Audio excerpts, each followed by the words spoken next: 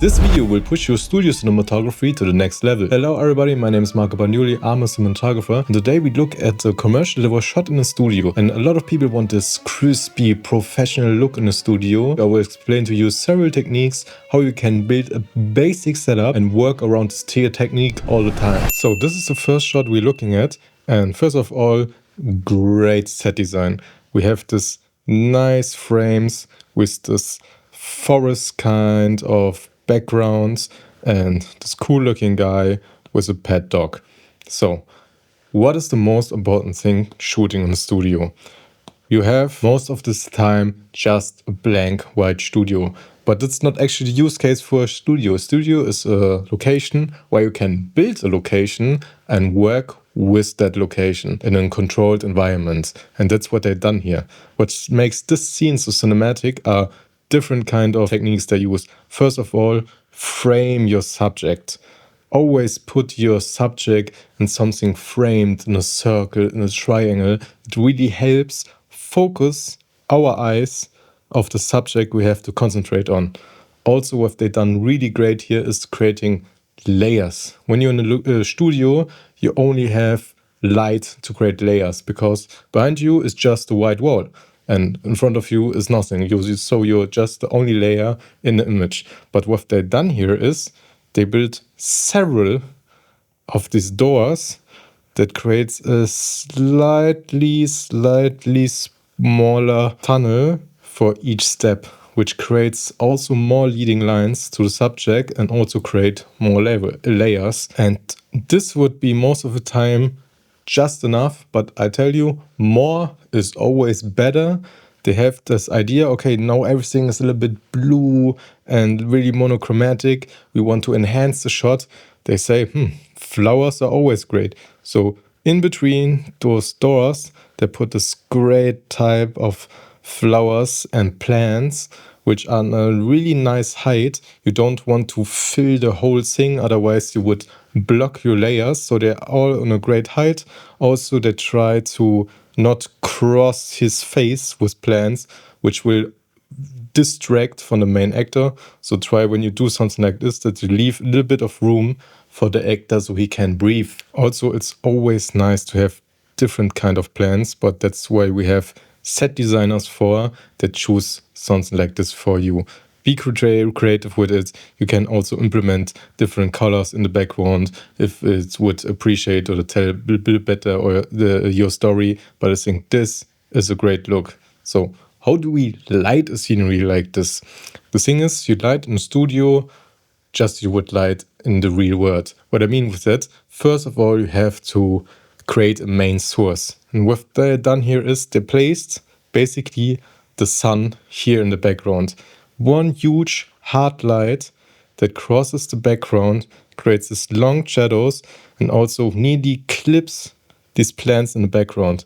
I'm a huge fan of getting every single bit of dynamic range your camera has and leaving it like this. You don't always want to have everything perfectly exposed, because when these plants are close to burnt out, it gives us the feeling of, okay, that's really hot light, it's a bright sun, and this is what we want. Like, we want this like garden type feeling. So this bright sun comes really handy. But only this light here, which can be everything. You just need a bright source with a big Fresnel, can be 1200, can be an M40 if you big money, or you go smaller and more aperture like an XT26, which has a lot of power.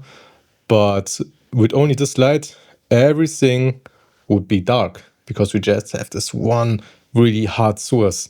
So how do we get our ambient exposure? Because in real life, the sky is our ambient exposure. We don't have it in the studio. What you will do, you build a big, it depends on the size of your scenery, 20 by 20, 12 by 12 butterfly on top, on the ceiling. Then you put a lot of different lights like sky panels, novas, something like that. And then you shoot through it. Then you try to control the light with small tone across it. Also, sometimes you have a grid on your butterfly with I tend to choose a half but you can also go full when you have the output. It will give you the most soft light.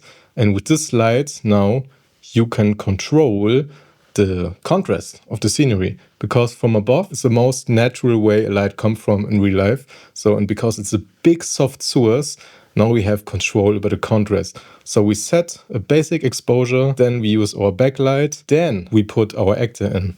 Always light the background first and then come for your actor, because it's much easier to change the lighting on him than it's to change the lighting and everything else. What they also done on the background is when you have your big butterfly, you build a grid on the ceiling, you have a few novas that it's facing in the other direction that just blasts into the background and gives the wall a bit of ambient, so that's not just black. So lighting people inside is most of the time the same.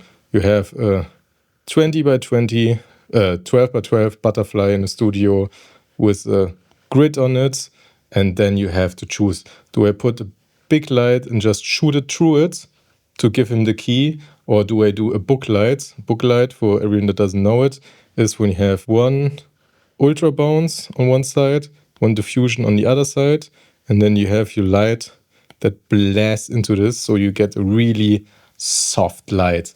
But I think it's not the case in that way, because we get a really puppy and strong look. So I think they're just going for the butterfly and shoot it through it.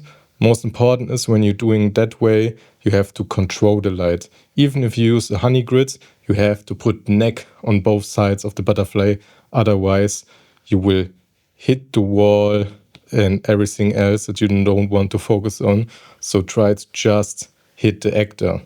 Then we have the big key. Sometimes it's enough, but then I would go for combo stand with a boom arm and a 600D with a 150 light dome as a beauty dish. So we don't cross the camera.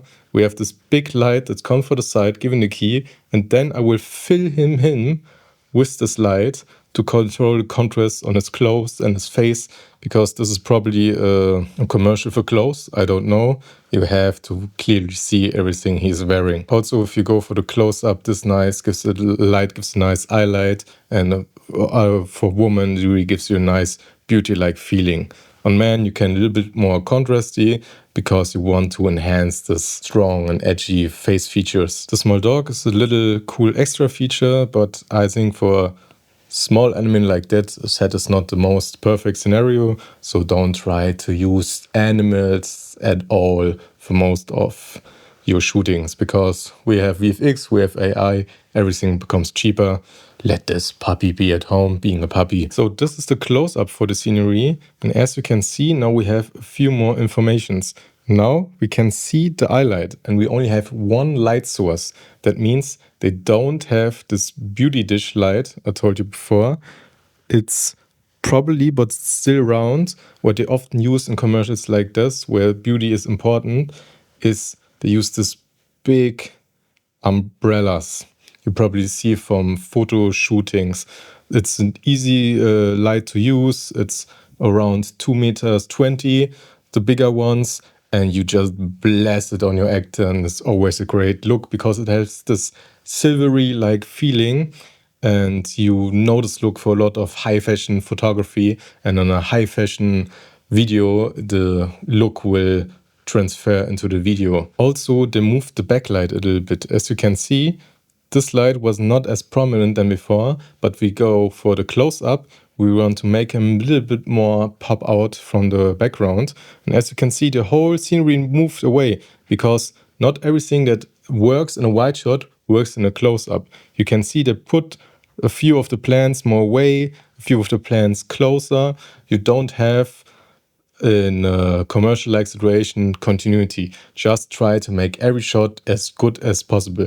When someone says to you, hey, this plant was 3 shots ago a little bit closer, tell him, I don't care, do it please that way. Because no one, in the end of the day, your client will say, oh, why does this shot look so empty? Because someone on set said, hey, this plant was a few minutes ago in this place. Make everything look cool. This is your job. No one cares about continuity in a fashion commercial, not a commercial at all. Now, this is a different scene from the same commercial, and The setup is pretty similar, but now as you can see, this light is much more soft than her. And if we look closely to the eyes, now we can see multiple light sources. And this is clearly a huge butterfly and probably a book light that I used here to give her this nice soft roll off.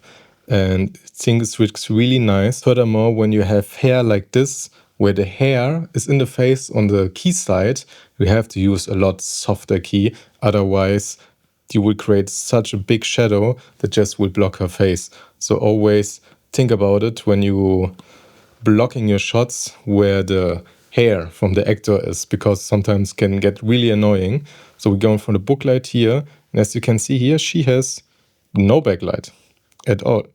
She has just this key light and probably a little bit of fill from the other side, a little bit off camera, because you don't need one because there is light texture in the background. You only did the purpose of the edge light is to separate your actor from the background, but only if the background doesn't allow it. So we have here some light through a cookie.